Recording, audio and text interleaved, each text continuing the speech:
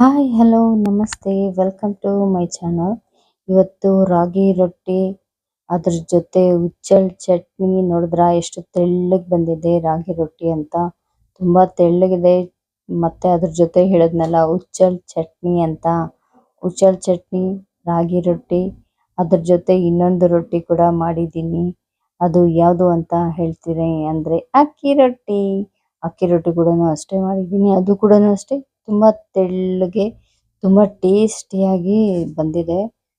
ರುಚಿ ಕೂಡ ಅಷ್ಟೇನೆ. ನೋಡಿ ಎಷ್ಟು ತೆಳ್ಳಗಿದೆ, ಎಷ್ಟು ಸಾಫ್ಟ್ ಆಗುನು ಇದೆ ಅಲ್ವಾ. ನೋಡಿ ಆರಾಮಾಗಿ ಒಂದೇ ಕೈಯಲ್ಲೇ ಮುರಿಬಹುದು.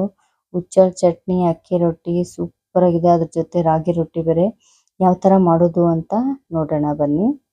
ಫಸ್ಟ್ ಒಂದು ಬಾಣಲಿಗೆ ಹುಚ್ಚೆಳ್ಳು 1 ಕಪ್ ತಗೊಂಡಿದ್ದೀನಿ. ಅದನ್ನ ಕ್ಲೀನ್ ಆಗಿ ಬಾಣಲಿನಲ್ಲಿ ಫ್ರೈ ಮಾಡ್ಕೊಬೇಕು. ಇದಕ್ಕೆ ಎಣ್ಣೆ ಏನು ಹಾಕೋದು ಬೇಡ, ಹಾಗೇನೆ ಫ್ರೈ ಮಾಡಬೇಕು ಕ್ಲೀನ್ ಆಗಿ ಮಿಕ್ಸ್ ಮಾಡ್ತಾ.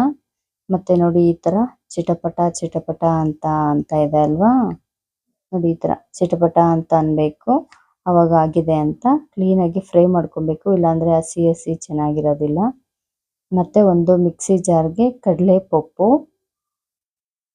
ಕಡಲೆಪಪ್ಪು ನೀವು ಕಡಿಮೆ ತಗೊಳ್ಳಿ, ಜಾಸ್ತಿ ಬೇಡ. ಮತ್ತೆ ಕಾಯಿ, ತೆಂಗಿನಕಾಯಿ, ಕೊಬ್ಬರಿ ಅಂದ್ರೆ ಕೆಲವರು ತುರ್ಕೊಂತಾರೆ, ನಾನು ಕಟ್ ಮಾಡಿ ಹಾಕೊಂತ ಇದ್ದೀನಿ, ನುಣ್ಣಗಾಗುತ್ತೆ ಮಿಕ್ಸಿಲಿ.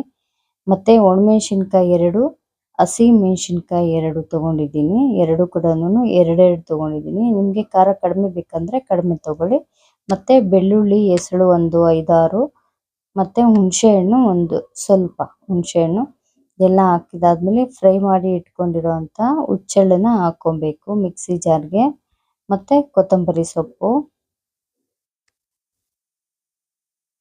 ಎಲ್ಲ ಹಾಕೊಂಡು ಕ್ಲೀನಾಗಿ ಗ್ರೈಂಡ್ ಮಾಡ್ಕೊಬೇಕು. ಉಪ್ಪು ಹಾಕೋದನ್ನ ಮಾತ್ರ ಮರಿಬೇಡಿ. ಉಪ್ಪು ರುಚಿಗೆ ತಕ್ಕಷ್ಟು ಹಾಕ್ಕೊಳ್ಳಿ. ಜಾಸ್ತಿ ಉಪ್ಪು ಹಾಕಿದ್ರೆ ಚೆನ್ನಾಗಿರೋದಿಲ್ಲ. ಎಷ್ಟು ಬೇಕು ರುಚಿ ಬೇಕಾದ್ರೆ ಆಮೇಲೆ ಮತ್ತೆನೂ ಹಾಕ್ಕೊಬೋದು.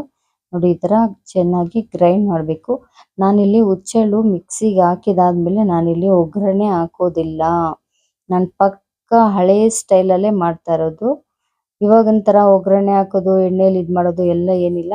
ಮುಂಚೆ ಎಲ್ಲಾನು ನಮ್ಮ ಅಜ್ಜಿಯವರೆಲ್ಲ ಯಾವ ತರ ಮಾಡ್ತಾ ಇದ್ರು ಅದೇ ತರನೇ ಮಾಡ್ತಾ ಇದ್ದೀನಿ. ಹುಚ್ಚೆಳ್ ಚಟ್ನಿ ರೆಡಿ ಆಯ್ತು. ಇವಾಗ ರಾಗಿ ರೊಟ್ಟಿಗೆ 1 ಕಪ್ ರಾಗಿ ಹಿಟ್ಟು ತಗೊಂಡಿದ್ದೀನಿ.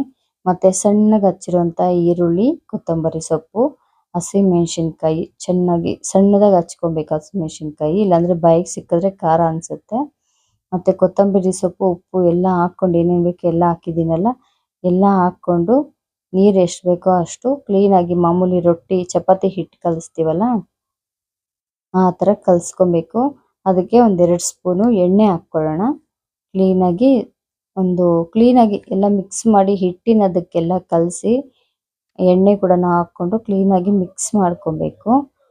ಮಿಕ್ಸ್ ಮಾಡ್ಕೊಂಡು ಚಪಾತಿ ಹಿಟ್ಟನ್ನ ಅದಕ್ಕೆ ಕಲಿಸ್ಕೊಂಡು ಒಂದು 5 ನಿಮಿಷ ಅದು ಚೆನ್ನಾಗಿ ಮಿಕ್ಸ್ ಆಗಿ, ಅಂದರೆ ಏನಂತಾರೆ, ಚೆನ್ನಾಗಿ ಹದವಾಗಿ ಊರಬೇಕು ಅಂತಾರಲ್ಲ ಆ ಥರ ಅದು ಚೆನ್ನಾಗಿ ಅದಕ್ಕೆ ಹಿಡಿಯೋ ಥರ ಉಪ್ಪು, ಖಾರ, ಹಸಿಮೆಣಸಿನ್ಕಾಯಿ ಎಲ್ಲ ಹಾಕಿ. ಇದಕ್ಕೆ ನೀವು ಬೇಕಂದ್ರೆ ಎಳ್ಳು ಕೂಡ ಹಾಕೊಬೋದು. ನಾನಿಲ್ಲಿ ಎಳ್ಳು ಹಾಕಿಲ್ಲ.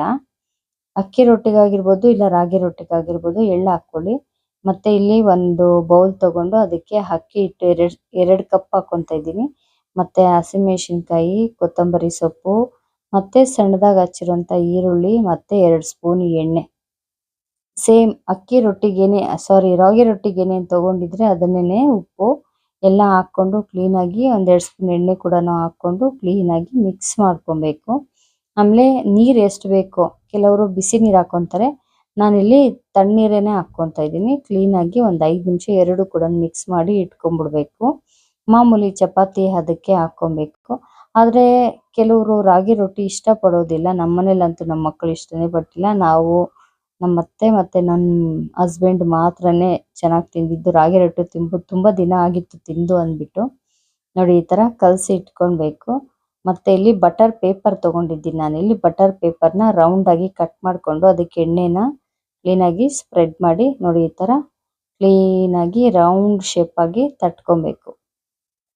ಸ್ವಲ್ಪ ಕವರ್ಗೂ ಬಟರ್ ಪೇಪರ್ಗೂ ಎಣ್ಣೆ ಸವರ್ಕೊಳ್ಳಿ. ಅದಾದಮೇಲೆ ಹೆಂಚು ಕಾದಿದೆ ನೋಡಿ, ಕಾದಿರುವಂಥ ಹೆಂಚು ಮೇಲೆ ತಟ್ಟಿರುವಂಥ ಅಕ್ಕಿ ರೊಟ್ಟಿನ ಹಾಕ್ಕೊತಾ ಇದ್ದೀನಿ. ಆಮೇಲೆ ಎಣ್ಣೆ ಹಾಕ್ಕೊತಾ ಇದ್ದೀನಿ. ತುಂಬ ತೆಳ್ಳಗೆ ತಟ್ಕೊಂಡಿದ್ದೀನಿ, ನೋಡ್ಬೋದು ನೀವು. ತುಂಬಾ ತೆಳ್ಳಗೆ ಬಂದಿದೆ, ತುಂಬಾ ಚೆನ್ನಾಗಿ ಬಂದಿದೆ. ಒಂದ್ ಸ್ವಲ್ಪ ಎರಡು ಸೈಡು ಎಣ್ಣೆ ಹಾಕೊಂಡು ಎರಡು ಸೈಡು ಬೇಯಿಸ್ಕೊಂಡು ಇಟ್ಕೊಳ್ಳಿ ಅಕ್ಕಿ ರೊಟ್ಟಿನ. ಮತ್ತೆ ಇಲ್ಲಿ ರಾಗಿ ರೊಟ್ಟಿ ಕೂಡ ಸೇಮ್ ಇದ್ರಲ್ಲೇ ನಾನು ತಟ್ತಾ ಇದ್ದೀನಿ. ಸೇಮ್ ಹೋಳಿಗೆ ತರ ತೆಳ್ಳಗೆ ಹೋಳಿಗೆ ತರ ಚಪಾತಿ ತರ ಬಂದಿದೆ ನಿಜವಾಗ್ಲೂನು. ಬಟರ್ ಪೇಪರ್ ಮೇಲೆ ಎಣ್ಣೆ ಹಾಕೊಂಡು ತಟ್ಕೊಳ್ಳಿ, ಅವಾಗ ಅಂಟೋದಿಲ್ಲ, ಇಲ್ಲ ಅಂದ್ರೆ ಅಂಟು ಬಿಡುತ್ತೆ, ಬೇಗನೆ ಬಿಡೋದಿಲ್ಲ ಇದು. ನೋಡಿ ಈ ತರ ಎರಡು ಸೈಡನ್ನು ಎಣ್ಣೆ ಹಾಕೊಂಡು ಕ್ಲೀನಾಗಿ ಇದ್ ಮಾಡ್ಕೊಬೇಕು. ಇಲ್ಲಾಂದ್ರೆ ಆ ರಾಗಿ ರೊಟ್ಟಿ ಸ್ವಲ್ಪ ಬೆಳ್ಳಗೆ ಇದ್ಬಿಡುತ್ತೆ, ಬೇಯೋದಿಲ್ಲ ಸರಿಯಾಗಿ. ಬೇಯೋದು ಕೂಡ ಗೊತ್ತಾಗುತ್ತೆ, ಯಾಕಂದ್ರೆ ಅದು ಮಾಮೂಲಿ ಕಪ್ಪಾಗಿರೋದ್ರಿಂದ. ಯಾವುದು ಕಪ್ಪಾಗಿರುತ್ತೋ ನೋಡೋದಕ್ಕೆ ಚೆನ್ನಾಗಿರೋದಿಲ್ವಾ, ಅದೇ ತುಂಬಾ ಹೆಲ್ದಿ. ನೋಡಿ ಈ ತರ ತುಂಬಾ ತೆಳುವಾಗಿ ಬಂದಿದೆ ನೋಡಿ.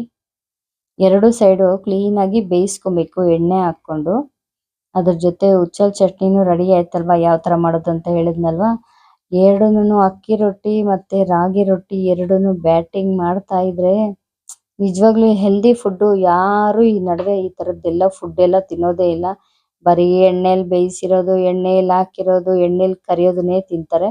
ಈ ತರ ಮಾಡ್ಕೊಂಡು ತಿನ್ನಿ, ನಿಜವಾಗ್ಲೂ ವಾರಕ್ಕೊಂದ್ಸರಿ ತಿನ್ನಿ ಮಾಡ್ಕೊಂಡು. ನಾಲ್ಗೆಗೂ ರುಚಿಯಾಗಿರುತ್ತೆ, ಹೆಲ್ದಿ ಐಟಮ್ ಕೂಡನು ಇದು, ತುಂಬಾ ಆರೋಗ್ಯಕ್ಕೆ ಒಳ್ಳೇದು. ಮಾಡ್ಕೊಂಡು ತಿನ್ನಿ, ಮಿಸ್ ಮಾಡಬೇಡಿ. ಮತ್ತೆ ಸಬ್ಸ್ಕ್ರೈಬ್ ಮಾಡೋದನ್ನ ಮರಿಬೇಡಿ. ಥ್ಯಾಂಕ್ ಯು ವಿಡಿಯೋ ನೋಡಿದ್ದಕ್ಕೆ.